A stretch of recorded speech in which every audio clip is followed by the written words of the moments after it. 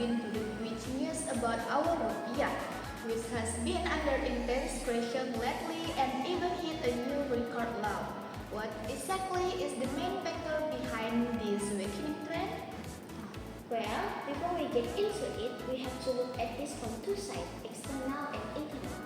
On the external side, we are facing incredible global uncertainty.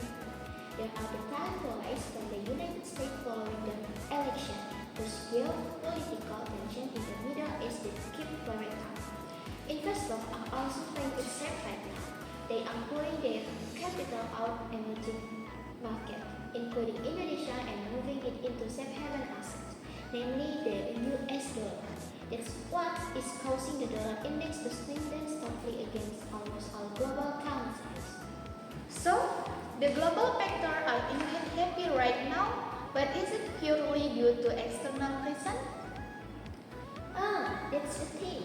We can ignore the internal factors either.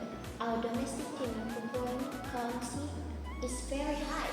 Aside from that, the market is closely watching the structure of our foreign exchange reserves, a large part of which is made up of accumulated foreign debt rather than a solid trade surplus. There are also a bit of a trust crisis among the public regarding future expensive spending plans. Alright, a trust crisis and expensive policy. So, what do you guys think about this? Is our fiscal situation really considered a miss by the market, causing the rupiah to plummet? There are a lot of negative rumors circulating in the market that don't actually reflect our current economic fundamentals. If we look at the official data, the government's fiscal condition is actually showing significant improvement. State revenue, especially from our tax reforms, has grown by over 20% compared to last year. Our primary surplus is also positive. So, if there are rumors saying our budget is a mess, that's simply not true. Our budget is safe, guys. But why does the rupiah keep weakening if the fundamentals are good? Exchange rates are highly sensitive to short-term sentiment and rumors. The government, along with Bank Indonesia, is continuously working to address this issue. The government has also implemented a policy regarding export process from natural research. Granted, the money doesn't just flow in instantly overnight.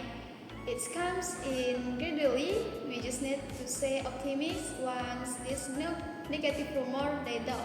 The rupiah will return to reflecting in healthy economic condition. Okay, so the government views this more as a matter of sentiment and external factors, while claiming domestic condition remain secure. But looking at it from the perspective of business owners and US customers, what's the deal? Are the price of basic goods in the market going up, or are they staying stable? Well, when it's considered, certain basic goods have definitely gone up in price. Usually, people will feel the price hike on items that rely on imports like garlic, soybeans for tofu and tempeh, meat, and various electronic goods. Increases in energy and transportation costs can also drive up the prices of other basic necessities. So, for business owners who rely on imported raw materials, they have no choice but to raise their selling prices.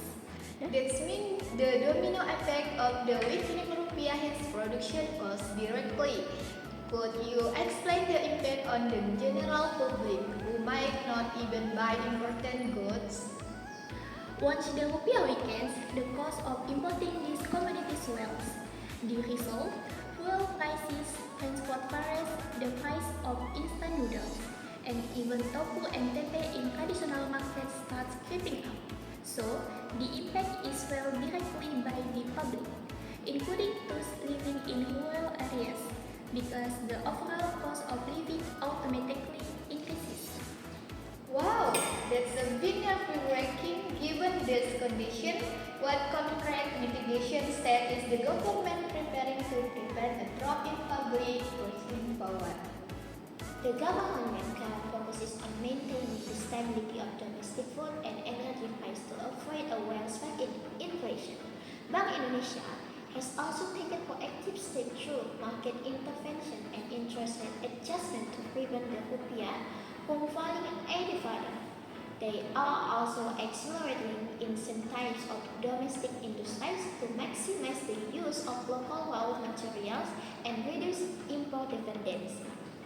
The key here is budget efficiency, reduce or cut down on non-urgent spending, and most importantly, maintain police scrutiny, don't issue vague or confusing regulation because that actually what panic the market and triggers negative rumors.